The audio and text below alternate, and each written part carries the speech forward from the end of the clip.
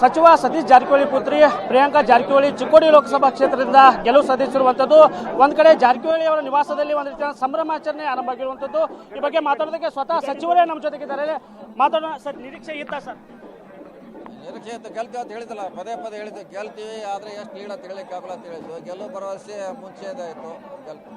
ಇಷ್ಟೊಂದು ಮತಗಳ ಅಂತರ ನಿರೀಕ್ಷೆ ಗೆಲ್ತೀರ, ಯಾಕಂದ್ರೆ ಒಂದು ಕಡೆ ಸರ್ ಜನರಲ್ ಕ್ಯಾಟಗರಿಯಲ್ಲಿ ರಿಸರ್ವ್ ಕ್ಯಾಂಡಿಡೇಟ್ ಅಂತ ಪ್ರಚಾರವನ್ನು ಕೂಡ ಬಿಜೆಪಿ ಅವರು ಮಾಡಿದ್ರು, ಅದ್ರ ಬಗ್ಗೆ ಏನೇನು? ಇಲ್ಲ, ಜನರಲ್ಲೂ ರಿಸರ್ವ್ ಪ್ರಶ್ನೆ ಇಲ್ಲ. ಜನ ಯಾರು ಕೆಲಸ ಮಾಡ್ತಾರೆ ಜನ ಅವ್ರ ಪರವಾಗಿರ್ತಾರ. ನಾವು ಬೆಳಗಾವಿಯಲ್ಲಿ ಕೂಡ ಹೇಳಿದ್ವಿ 1 ಲಕ್ಷದಿಂದ ಗೆಲ್ತೀವಿ ಅಂತ. ಸೊ ಅಷ್ಟು ಗೆಲ್ತಾ ಇದ್ವಿ.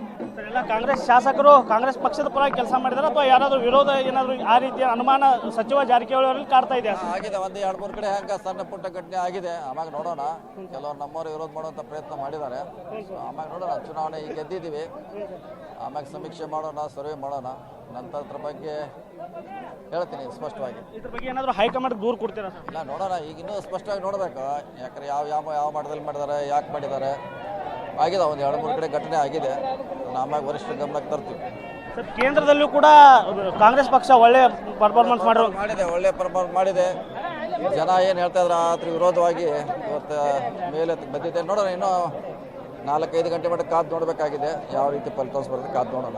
ಮಗಳು ಅತ್ಯಂತ ಕಿರಿಯ ವಯಸ್ಸಿನಲ್ಲೇ ಸಂಸತ್ ಪ್ರವೇಶವಾಗಿರುವಂಥ ಸರ್, ಹೇಗೆ ಅನಿಸ್ತಾ ಇದೆ? ಒಂದು ಹೆಮ್ಮೆ, ಚಿಕ್ಕೋಡಿಗೆ ಕರ್ನಾಟಕಕ್ಕೆ ಹೆಮ್ಮೆ ವಿಷಯ ಅದೊಂದು. ಈ ಭಾಗಕ್ಕೆ ಹೆಮ್ಮೆ ವಿಷಯ.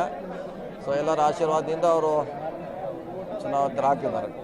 ಸರ್, ಗ್ಯಾರಂಟಿಗಳು ಯೋಜನೆಗಳು ವರ್ಕೌಟ್ ಆಯ್ತಾ ಅಂತ? ಆಗಿದೆ, ಖಂಡಿತವಾಗಿ ಆಗಿದೆ.